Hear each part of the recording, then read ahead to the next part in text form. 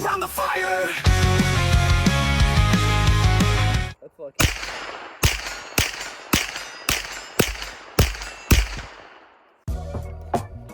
That's so heavy.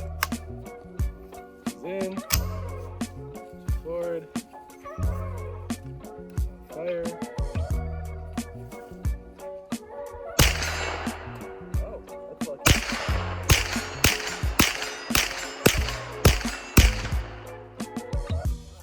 Really? Oh, did you go witness it? It's a little.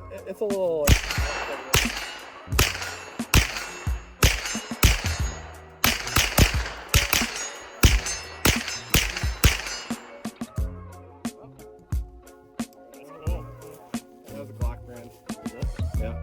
So now we'll try a non-Glock brand. We'll try an off-brand. We'll do an SGM. But yeah. I'm so glad it's warm out now. All right, you tards. This is the SGM Tactical. You know, another one of these cheapo guy ones. She's in. She's seated.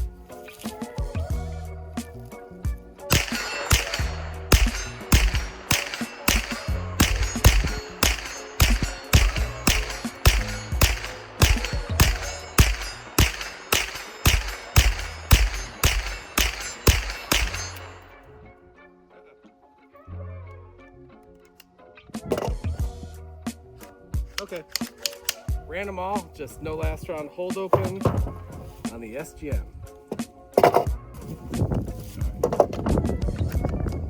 So the one thing too, gun was hard to rack at first. The firing mechanism does settle in. Settles in. If yours was rough, just give it time. Just give it time. Okay, so KCI.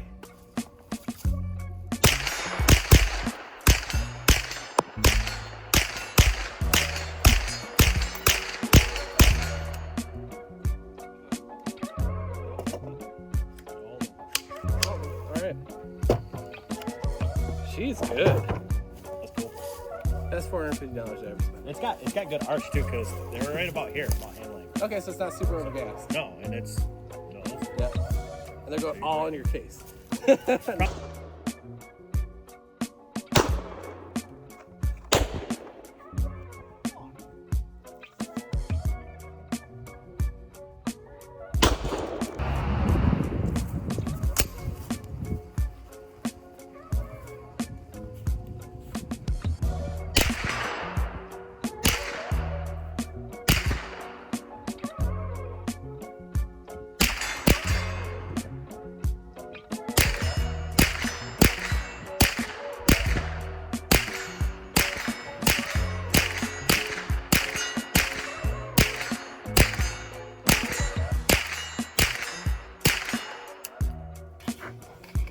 And they just have...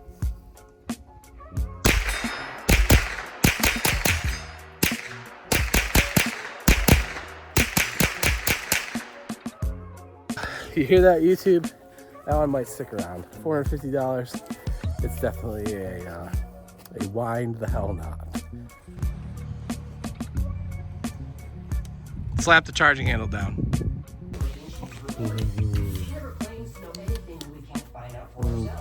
Puppy babe. You're cute, baby. Good morning. Say good morning to everybody. Yeah. Oh, it's wow, that's really cool. It's the HK slap. It's the HK slap. Oh, you walked it home too much?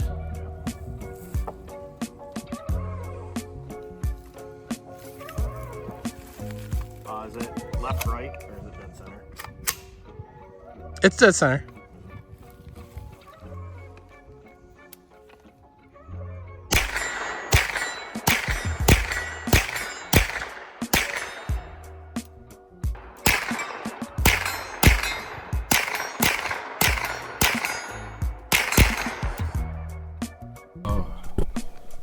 Good morning, everybody.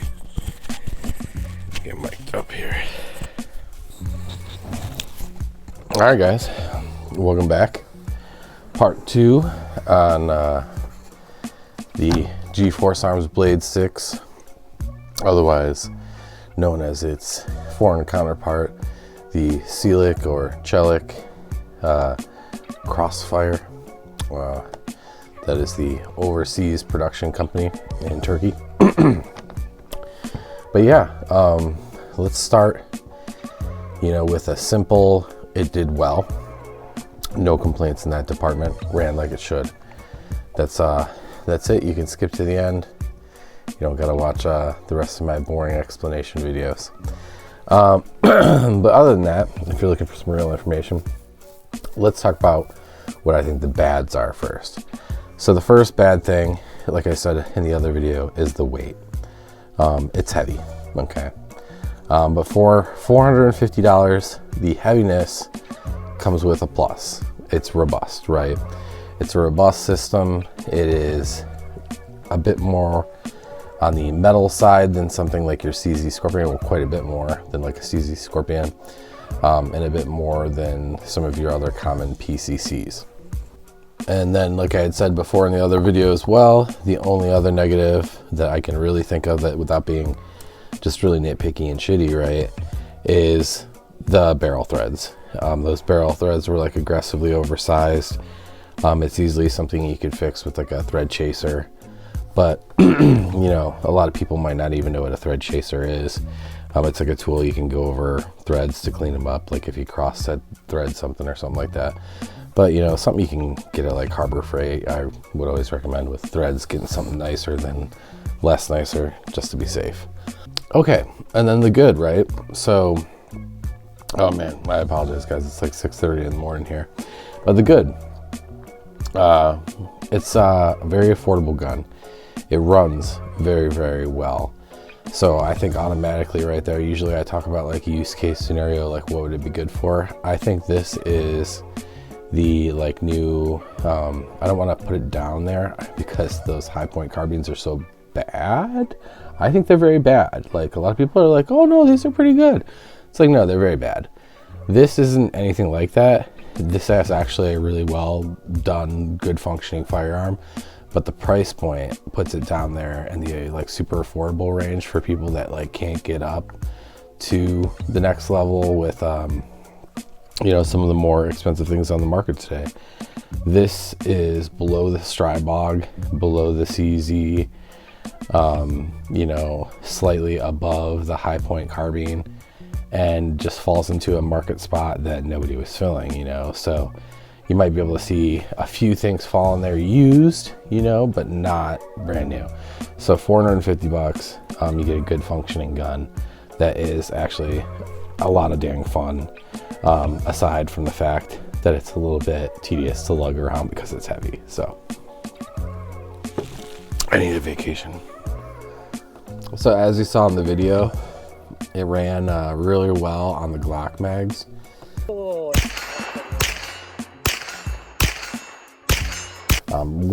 I should say it ran well on all the mags, but the Glock mags consistently, the last round hold open worked.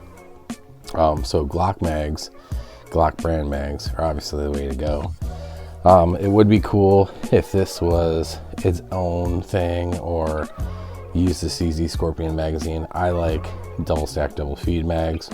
They're easier to load than the double stack, single feed Glock mags, but the Glock mags are consistent.